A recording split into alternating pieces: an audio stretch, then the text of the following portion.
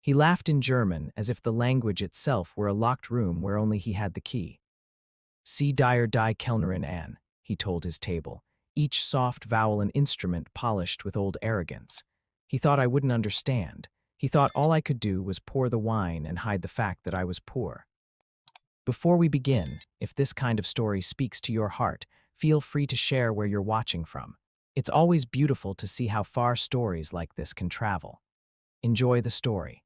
Chapter 1, The Weight of a Silver Tray. There are nights when the dining room breathes like a living thing.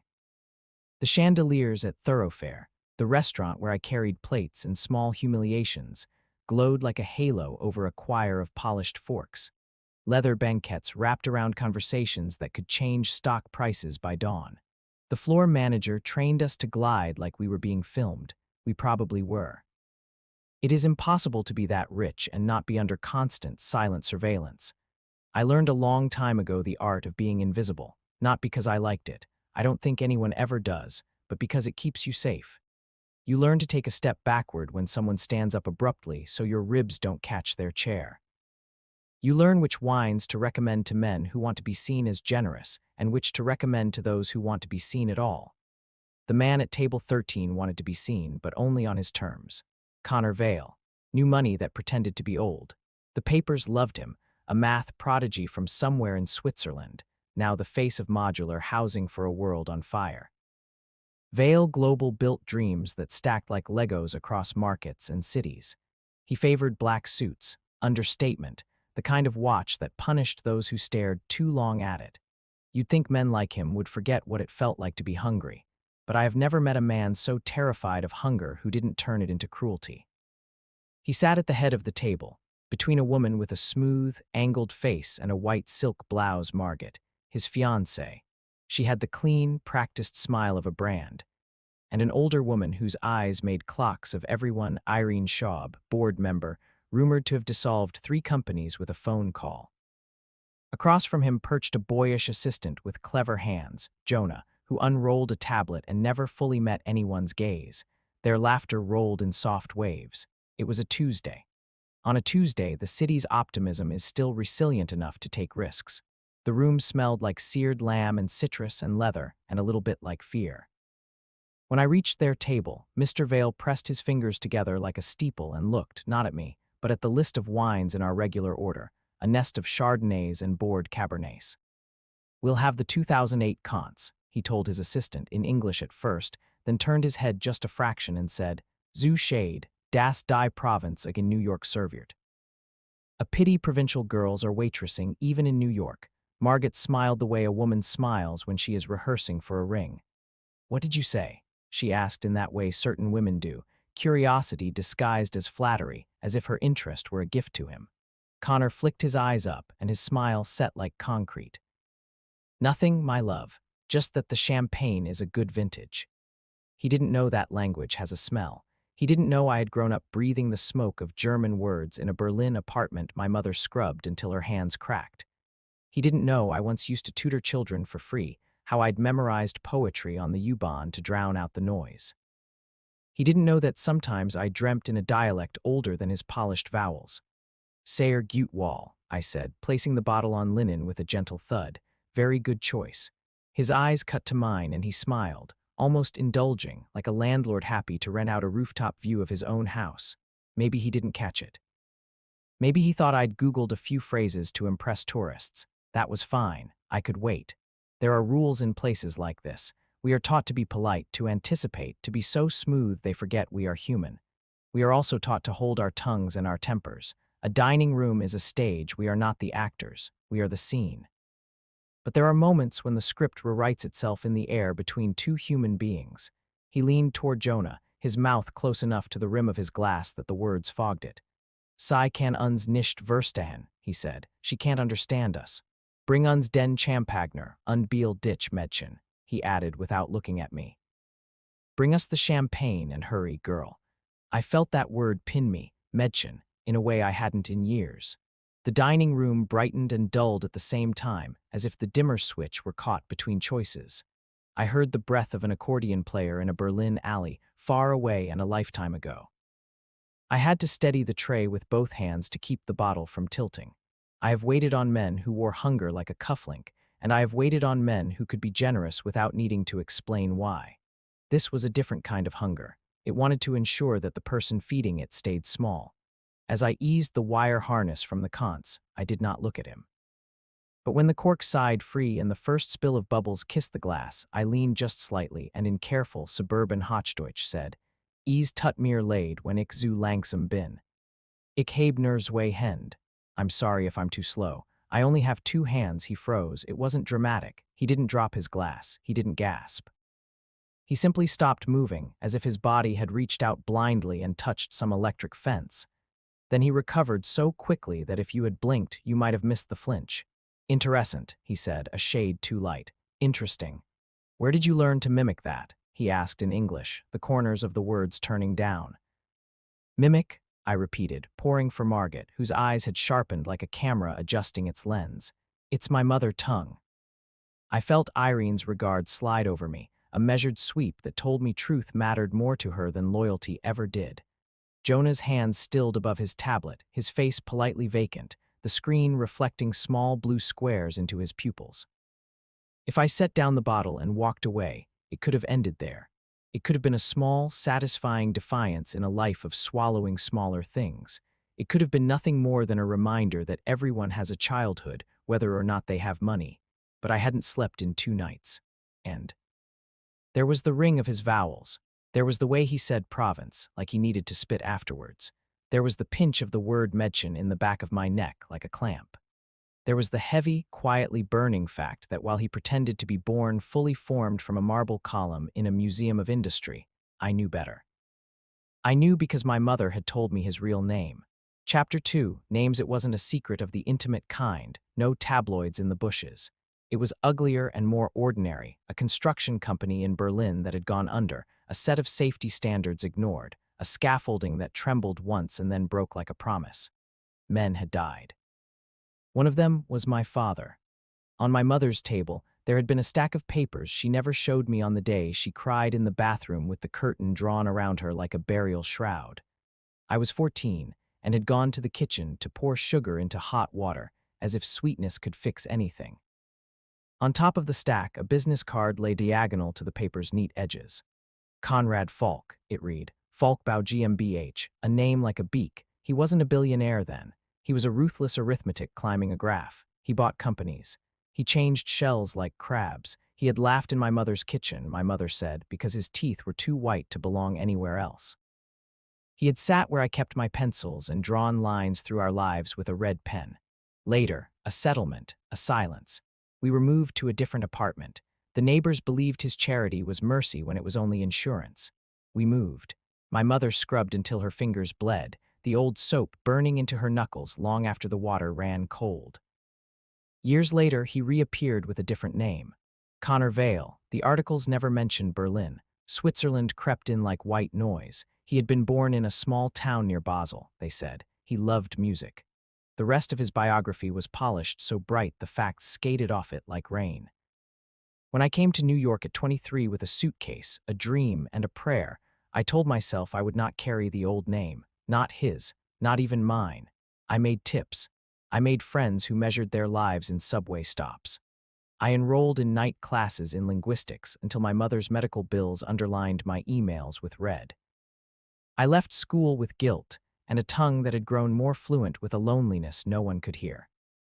I did not think of him until a month ago, when a woman named Camilla, a regular at the end stool at our bar, and the kind of journalist who wears soft sweaters because she understands that it makes people forget she has teeth, showed me a photograph. He stood there, Connor Vale, shaking hands with a government official under an archway of ribboned balloons, the breathy smiles of a ribbon-cutting ceremony filling the image like helium. "Isn't he something?" she asked me, her voice flat enough that I knew the answer was supposed to be no. She took a sip of white that tasted like an apology and added, very softly, "The story is that his company buried a safety report in Berlin 15 years ago." "What story?" I asked, though I already knew the shape of it. The bones are the same, even if the skin changes color. The kind that trouble doesn't want discovered. You hear things when you stand in rooms like this one. She folded her napkin. "You're from Germany, right? From Berlin?" I was supposed to say no. It would have been easier to swallow a stone. Yeah, I said, because sometimes the truth comes out like a cough. Yes, she looked at my hands. Ever heard of a company called Falkbau GmbH? That evening, in the bowl of a subway car, I held a photograph I had buried in my mother's desk years ago, the business card with the beak, and I watched, above the gleam of the tracks, an ad for Vale Global's newest project roll by Cities That Hum, Homes That Grow. The city was a hungry stomach pretending to be a feast. It took me a week to even admit to myself I wanted something like revenge. It took me one more to accept that, without a voice, revenge is only bile. That's when I did what I do best. I listened. Chapter 3, the night it began, he had the kind of face that cameras caress, and yet when I spoke to him in German, the light in him faltered. The language of a man is a mirror he doesn't always want to see. His eyes flicked around the dining room a little too quick. Was he calculating my accent, my aim? "Sie sprechen Deutsch?" he asked, a question that had the form of a statement. "You speak German." "Besser als Sie," I replied without smiling. "Better than you." That was when Irene, who had been watching me like a hawk watches a field, set down her fork.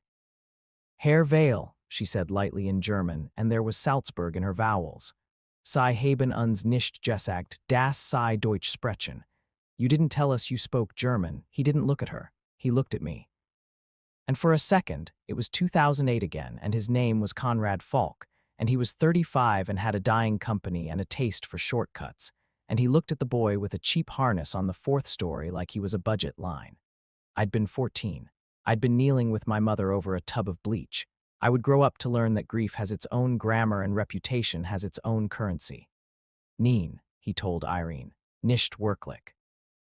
"No, not really. Schoolboy vocabulary at best." He switched to English with a smile that showed all its teeth but none of its gums.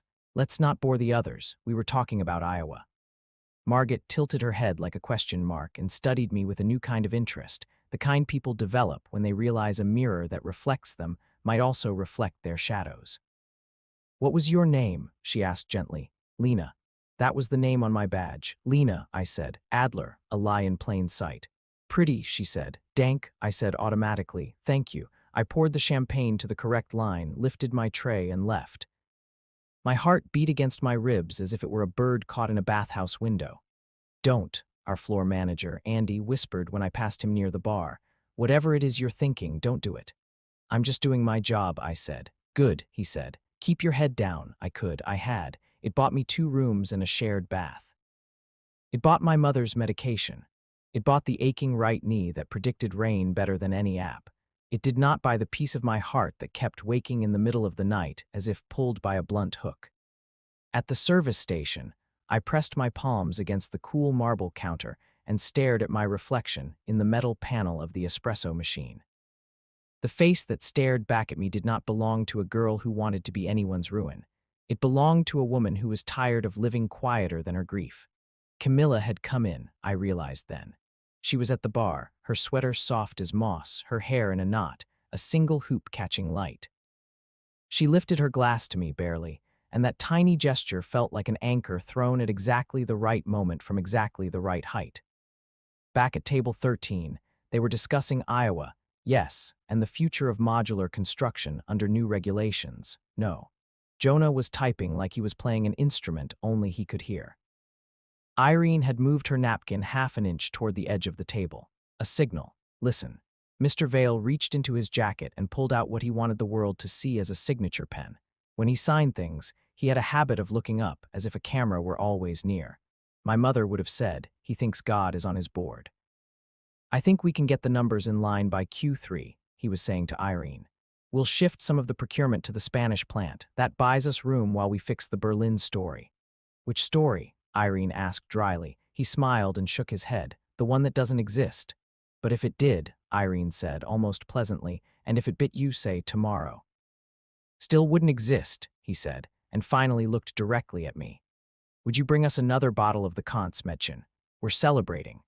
Once upon a time, when the scaffolding on my father's site had been made of thin steel and thinner conscience, my mother had told me that the only way to stop a man like this is to make him see himself in public. They know their private faces. It's the public mirror that terrifies them. I lowered the tray and leaned in, the small movements of my body magnified by the dinner theater hush of the room. Ease jibt Mayor als ein Geskicht, I said very quietly, so that only the table could hear. There's more than one story. He stared at me. Excuse me. In Berlin, I said in German this time, my voice steady. Haben Sie eine Sicherheitsprüfung unterdrückt, Menschen sind gestorben. In Berlin, you suppressed a safety review. People died. The word died entered the air like a bee and stayed there, buzzing. Margot's face shifted. Irene's eyes did not move. Jonah looked at me as if I had just decided to fall from a building and he was too far away to catch me. I heard Andy say my name under his breath like a prayer that had been given bad news. Do you have any idea who you're speaking to? Mr. Vale asked, switching to English, because English is the language of power in rooms like this. He was good in a crisis. His voice was pitched to reassure, to calm, to suggest that everything dangerous could be made safe with the right kind of money. Yeah, I said. I know your name. My mother's voice in my head saggies, say it, Conrad. It was a small thing, really, just a word. And yet I watched the color in his face rise and fall as if the room were a sea and he a ship that had not been built for storms. The name was a knife that fit exactly his hand. I don't know what you think you know, he said softly. The line of his jaw had set and his tongue had moved to smooth an old scar inside his mouth. A tell, Irene shifted. She knew German. She knew Conrad when she heard it. A light flickered in her. Calculation, amusement, the possibility of exit. Why don't we? Margot began, her voice sugar and scissors, but I lifted my hand, the tray balanced, the room spinning slowly on its axis. You changed your name, I said, but I remember your voice, and I remember the card you left on our table when my father wasn't coming home. Falkbau GmbH Conrad Falk. The ink bled when I cried, so I know the cheap paper you used. He sat very still. Jonah, who had been invisible until now in the way men who anticipate everything can be invisible, put down his tablet. Sir, he said quietly. For a moment, the dining room felt like a set of eyes. The noise dropped, then rose again in small, careful steps. At table 9, a woman shifted her chair so she could see better.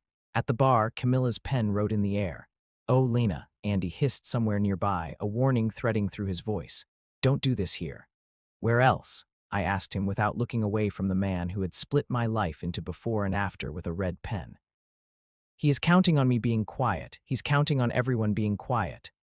Miss, Margot said softly, a razor slipped into satin. This is not appropriate. You'll be let go if you continue. I know, I said. The words felt like small rocks I had been carrying in my mouth, relieved to finally spit them into my palm. Sir, would you like to tell Miss Schaub here what you said about me in German? I did not need the translation to be perfect. Injustice is not precise, it is messy by design. Enough, he said in German, the burn flat and mean the way it gets when a man is cornered. Was willst du, Geld, what do you want? Money? I had imagined this moment so many times that I had imagined myself failing to recognize it when it arrived. But it was here, heavy and electric, and my body knew what to do.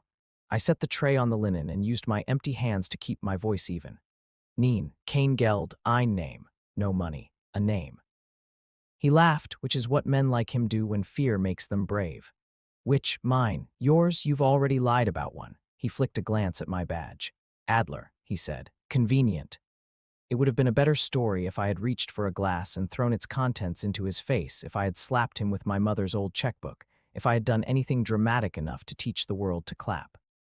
But my mother had taught me that the quietest cut bleeds the longest. The name of the man who signed the safety report, I said. Give it to me.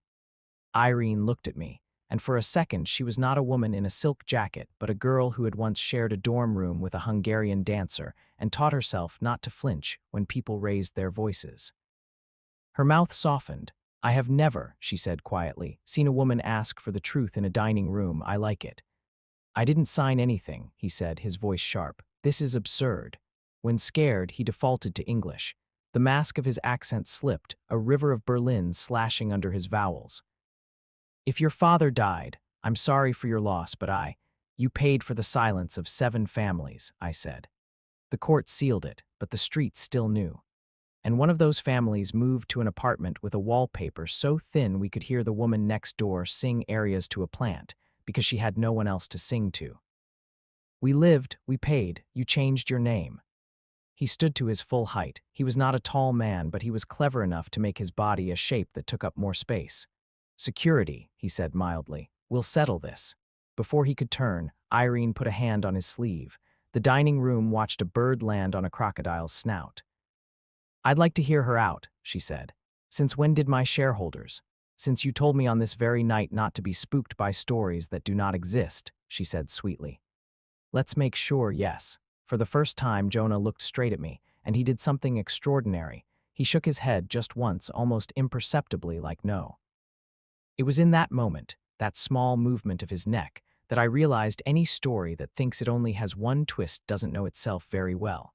Jonah was not a boy who had learned to type as a way not to speak. He was something else, a man playing a role next to another man who had rewritten his part. Jonah.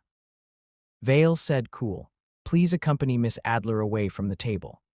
It is possible to have your whole life fall into place in the time it takes for a cork to hide its sound." Jonah's mouth pulled to the side, and then he said very softly in German, "Es tut mir leid, I'm sorry." "For what?" I asked. "Für Berlin," he said. Chapter 4, Arcade of Bones. He did not need to say more. The apology was an admission. Somewhere inside a server or a desk drawer or a hard drive, there was a safety report. The signature belonged to Jonah, or to someone whose username he had borrowed. He stared at me with the eyes of a man who had married his silence to a paycheck. I knew that stare. I had seen it in my mother's mirror. "Sir," Jonah said, switching to English in a voice that was too even to be anything but rehearsed, "it's not the time, not like this." "What a surprise," Mr. Vale said smoothly, as if being betrayed by your own voice were a party trick. "You're both fired." "You can't fire me," I said. "I don't work for you." He smiled that terrible smile again. "Everyone works for me, even your manager." Andy seemed suddenly 20 years older. He had the look of a man watching a house he had painted burn down. "Mr. Vale," he started, hands up. "Please don't." "Let him," Irene said without removing her hand from his sleeve. "Let him destroy his alibi by being cruel." I had not expected to have her on my side. I had not expected the room to hold the silence without dropping it like a clumsy, expensive vase. I had not expected Jonah to look at me like a brother looks at a sister he doesn't know how to protect. "Your father's name," Jonah said to me, like he had picked up a thread and couldn't put it down. "Jörg Brandt," I said, before remembering with a painful flicker that sometimes the name you have is the only inheritance you can pass forward. We moved to Pankow after. There was a window that let in only an hour of light in winter. Our neighbor sang arias to a spider plant. Something shaped like remorse passed over Jonah's face, then proceeded directly to grief without stopping. I felt a steadying at my back and turned just enough to see Camilla. Her face was alert, a fox in a henhouse. "Do you need me?" she asked, in the same tone I'd once heard a friend ask another. "Do you need a lawyer?" "Do you have a microphone?" I asked, and it was absurd and it made me want to laugh. "I'm kidding," I said quickly, because I could feel Andy's blood pressure rise like steam. "I just need a minute of ears. You have mine and my editors and the managers and the bartenders and table nines and the internets," she murmured, the last word like a blade wrapped in velvet. "They're filming, of course they are." For a second, something soft fell through me like snow. If they were filming, if this was captured, I could take my fear and plant it in a ground that might grow a different tree. "Do you want people to know who you are?" I asked Mr. Vale, suddenly tired down to the hinge of my jaw. "Which version?" he asked. "The bad guy in a Waitress's story. That's easy enough. The internet will eat it, then it will eat you." "I don't agree," Irene said. "I think the internet is a mirror. It eats whoever hates their reflection enough to be tasty." She smiled at him as if they were both somewhere else. "Count on someone always understanding your language." Margaret's phone was out. Her thumb moved fast. She was typing like a woman who believed she could keep the boat afloat by naming the waves. I felt sorry for her for one long second, then I didn't. "Tell them your name," I said to him. "Tell them where you're from." "I was born in Basel," he said, beautiful lie perfectly delivered. "In Köpenick," I corrected. He did not flinch. I added in German for the benefit of the woman filming from table 9 who would later caption the video with a line that would become an alley mouth between worlds. "Sag ease. Sonst tu ich ease. Say it, or I will." He turned his head toward Irene as if she could kill the camera with a look. "This could be nothing," he said. "Girl angry kitchen fumes internet." But the way he said girl Mädchen stung again. It cut me back into a different shape. my mother and her cracked hands, my father under scaffolding. I set down my tray. My mother kept the letters, I said, from your lawyer. It was never just money. It was a map of silence, conditions, mediated. She signed because hunger signed first, but the story was never only what you wrote. Your mother could have come to me, he said softly, as if that absolved him. You were children. We were citizens, I said, and you were a man. There's a difference. Andy looked like he might faint. Camilla looked like she was watching a fuse burn down a hallway toward a door behind which men were sleeping. Jonah looked like he was about to give me something that would cost him everything. Irene looked like she had made herself a quiet bet and knew that she had already won. You've gotten what you came for, Mr. Vale said. A moment, applause. Do you feel taller? Did your father learn to walk home again? No, I said, and I had not realized until then how much I had wanted to say his name in a room like this one. He didn't, but other fathers could. He put his hand on his watch, the one that punished the eyes, and I had a memory, a man, younger by a decade, standing in my mother's kitchen, tapping his finger on a cheap clock as if by tapping he could make time give him a different set of hours. The gesture was the same. Conrad, I said again. Your name, say it. His mouth opened. Falk, he said. The word left his mouth like a slow, surrendering bird. He inhaled, Conrad Falk. Irene dropped her hand from his sleeve. Margaret stared at him like he was a trick ring that had turned her finger green. Jonah exhaled a sound that was so quiet I felt it more than heard it. Somewhere, someone's phone captured the moment audio turned into evidence. Thank you, I said. Now the other name. What other? The name of the man who signed the safety document. I looked at Jonah without looking like I was looking at him. Maybe someone else wrote it for you. Maybe someone else had to deliver it. But someone signed it. Wars end with names. Jonah licked his lips. It was me, he said in English. He didn't say I'm sorry again. He just said I was 23. He told me it didn't matter. It was mislabeled. I signed. I knew enough to know that I should have asked a question and didn't, because he paid my mother's rent. Because it is easy to believe that a signature is just a line when you are young and people tell you that what you write doesn't matter. He could have lied, and he didn't. This, more than anything, made me trust him, more than his apology. More than the way his eyes had looked at me like a man standing in a room with a cracked aquarium. A man who knows what happens when water finds its courage. I nodded. Thank you, I said. The words weren't enough, but then, nothing is enough, and yet everything that is true is exactly enough. Irene cleared her throat, a startlingly human sound. Connor, she said, using his false name now like it was a sweater she was taking off in public. I'm calling for a formal inquiry. You won't, he said. I already have, she countered. Camilla's pen moved like a dancer. The man at table 9 whispered to his date. Andy held the rail of the bar as if he were leaning over the deck of a ship in a storm. Margaret tried to say something and realized that her mouth was full of salt water. You think this ends me, he said, looking at me as if I had tipped his boat by leaning on it. We buy stories like yours for breakfast. Maybe, I said. Or maybe you bought your last one last week. I felt the room inhale. It was the closest thing to applause we had. Chapter 5, Aftermaths or Rooms I Didn't Go Home That Night. There was a sympathetic hand on my elbow, the bartender, Lewis, with his tattoos like prayers, and a glass of water.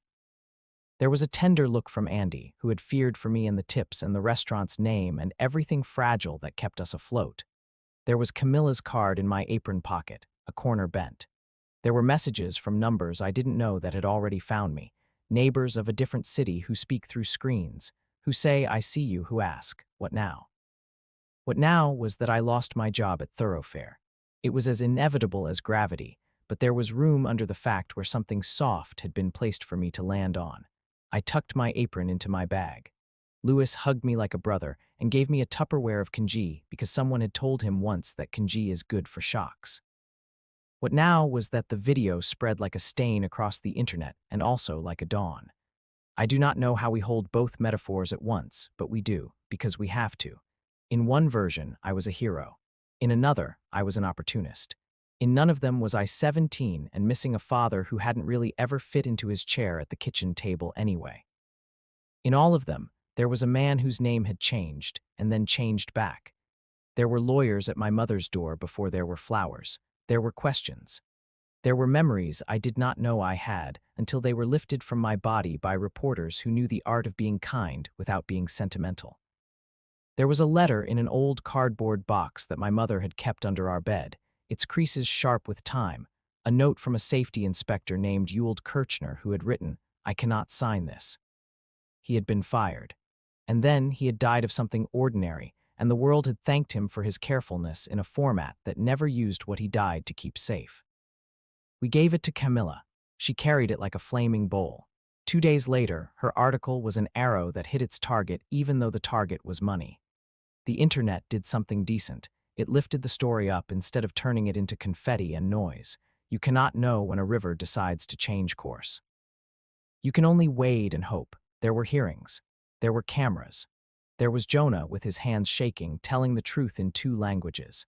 There was Irene, who wore a dress the color of Annenbroken sky, walking out of a building with a paper that said resignation because integrity rather than resignation because scandal. There was Margaret, who sat down with a woman wearing a softer sweater than Camilla's and said, "I thought I loved him. I loved a story. Stories can be so expensive." There was Mr. Vale, Mr. Falk, who arrived at everything with a lawyer and a new haircut, who told the story of his ascent with different adjectives the way a choir changes keys. He was a man who had learned to build rooms where no one could easily say no. His face on television was a portrait that failed to capture the sound of his voice when it was not being filmed. He was elegantly defiant. He was sorry for our loss. He was not sorry for his decisions. He was a pinched mouth of a country that was always 5 minutes too late to its own revolution. There were other families. There are always other families. They wrote to me with eggs in their hands and asked where to set them down. "My brother," one wrote, "the scaffolding didn't slip." It was a wind that was predicted on a sheet that was signed by a name we never knew. Another, "My father worked nights and slept with coffee on his breath. They say he fell. I say he was pushed by a man with a pen." Another, "Thank you." There was a settlement offered, of course there was. It had 3 zeros too few and a clause 3 paragraphs too long. My mother read it and poured coffee into the sink, the sound like the rain we used to listen for under that one stingy window. "We can say no now," she said, as if she could not believe those words belonged to us. We said no. Chapter 6, Winter at the Bone. I took a job at a different restaurant, a smaller place where the chef smiled without showing his teeth, and the floor was a weave of old wood that creaked a little when you stepped just so, as if the building were telling you its age. The first night, a table of students left me a note in German that said, "We liked your courage more than the dish." They had ordered the cheapest soup. It was enough. Jonah wrote to me. The first message was an apology. The second was a confession. The third was a job listing for a community housing program that needed translators and someone who knew how to sit in rooms where people are embarrassed to admit they need help. "You'd be good at this," he wrote. "You'd be better," I replied. "People like you." It wasn't a compliment. It was a lawyer's observation. "I don't like myself," he wrote back, "but I'm learning." We became friends. We stood on sidewalks and watched the city be indecisive about its weather. We went to a cheap Chinese place that smelled like dumplings and old carpets. He told me about being 23 and deciding that a signature could be a line rather than a bridge. I told him about my mother's hands. We ate soup. Sometimes the soup is the point. Sometimes it is the bowl in which you set your tears and call them something else. Irene called me once from an airport that sounded like a train station. She said, "I owe you a thank you." I said, "For what?" She said, "For reminding me that the money I put into a company is a vote, and that I had been voting for a liar." I said, "We all have liars we love. It's how we live until we stop." She laughed. "Come to Zurich one day," she said. "I'll show you the old alley where I used to hide my cigarettes." I told her I'd come if she could find me a room where the window let in 2 hours of winter light. She said, "Done." The internet moved on. It always does. It cannot hold grief in its mouth forever without swallowing its own tongue. And yet, there was a change. Like a window someone had forgotten to close, letting in a thread of air, like something that had been exhaled finally leaving the room. I visited my mother. She had a plant someone had given her, philodendron, I think. She sang to it when she thought I wasn't listening. "Do you remember our neighbor?" she asked, smiling, her voice full of the gentle cruelty of nostalgia. "The areas," I said. She sang to that plant more than she talked to us. "Oh, Lieb," my mother said, and kissed my temple. Some days the plant listens better. Mr. Falk, Vale, Connor, Conrad, whatever name he wore on that day, went to court like a man walking into an airport he had never flown out of. He lost things that were never really his. He kept other things. Men like him rarely lose everything, not all at once, but the story changed shape. It stopped being the kind of story that is told at cocktail parties and became the kind told at kitchen tables. This matters. The kitchen is where we keep our real cups. Chapter 7. A name belongs to the mouth that says it. Winter arrived the way it always does in New York, slowly, then all at once. I learned the exact number of paces between my apartment and the subway entrance. I could walk without my fingers aching. I took a job translating at the community housing program Jonah had sent me. I liked saying housing in German, Wohnung. It sounded like a room you could live in without being asked to explain why you needed shelter. On Wednesdays, I went to a class at night at a city college where the professor had ugly ties and a kind heart. He taught semantics like he was teaching us how to peel fruit. You speak your grief, he said once, or your grief speaks you. On a Sunday, I returned to Berlin with my mother. We took the cheapest flight the travel agent could find and pretended we didn't mind the seats that didn't recline. The city smelled like new tile and old smoke. We went to the river. We looked at the water until our eyes had taken on a color that made us seem faithful to something other than ourselves. In Köpenick, we stood outside the building with the window that had given us 1 hour of light. It was different now and exactly the same. The plant in the neighbor's window was gone. In its place, a row of glass jars with something pickled inside.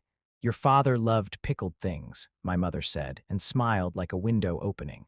We lit a candle under the old bridge where he used to stand and spit. I know it sounds crude, spitting, but it was his way of saying, I am here.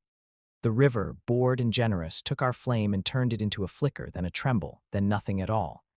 Maybe grief is a candle and joy is the match, maybe the other way around. I don't know. I am still learning how to stop collecting metaphors and start living. On the flight back, a child behind us kicked the seat in erratic rhythm like a bad drummer. My mother laughed. She had learned to laugh again in small pieces. We landed. The city greeted us with a snow that had clearly decided not to stick. Months later, I was serving at the small restaurant. A woman with a copper scarf around her head leaned across the table to her husband and said, in German, Dies Kellnerin spricht bestimmt kein Deutsch. This waitress definitely doesn't speak German. Their son hid a smile behind his wrist. Schmeckt es Ihnen? I asked, and they both startled, then laughed, ashamed but also relieved to be seen. Sayer, the husband said, and the woman said, Ich wollt nicht. I didn't mean, and I said, Ich weiß. I know, it's not always malice, sometimes it's habit. Sometimes we forget that our voices travel. At close, I wiped a table and noticed someone had left a note. It was in a childish hand, the loops sloppy and charming. Dank it read, and a little stick figure with a huge smile. The sun. I put it in my apron and later my kitchen cabinet, next to the cheap mugs that have accompanied me through 4 apartments and 2 cities and 1 lifetime I am still learning to be grateful for. Epilogue: a house makes a home only when someone is singing You Want to Know if he went to prison. He didn't, not in the way people think.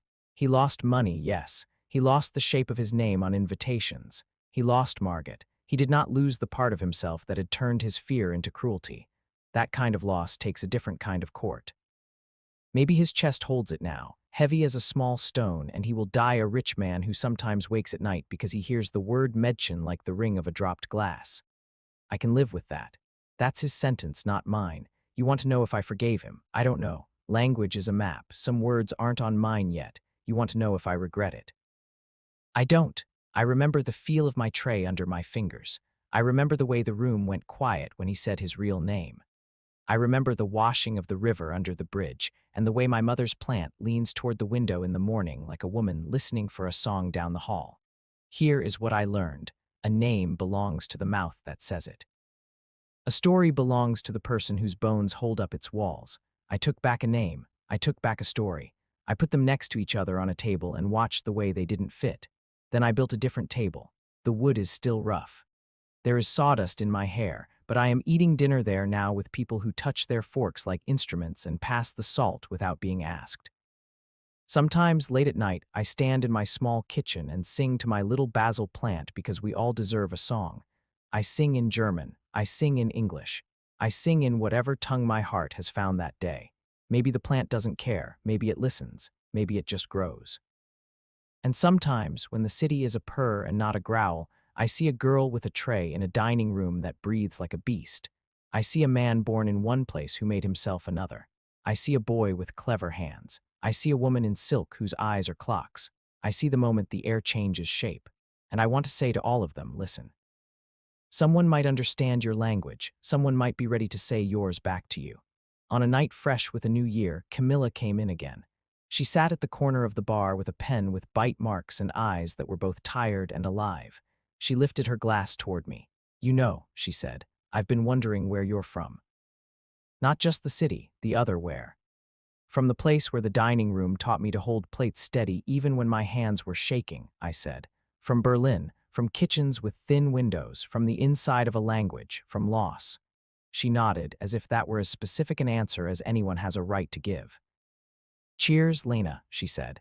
To the girls who learned to answer in the tongue that was used to make them small, to the men who learned to hear themselves in it, to the stories we find and the ones we make, she sipped, to whatever comes next.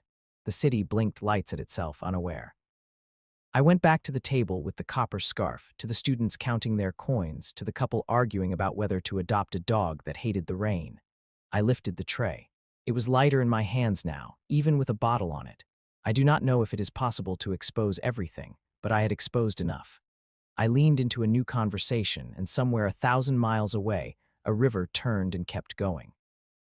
I think that's the point, not to win, not even to survive, to go on, to build, to speak, to listen, to pour what we can into what we think might hold.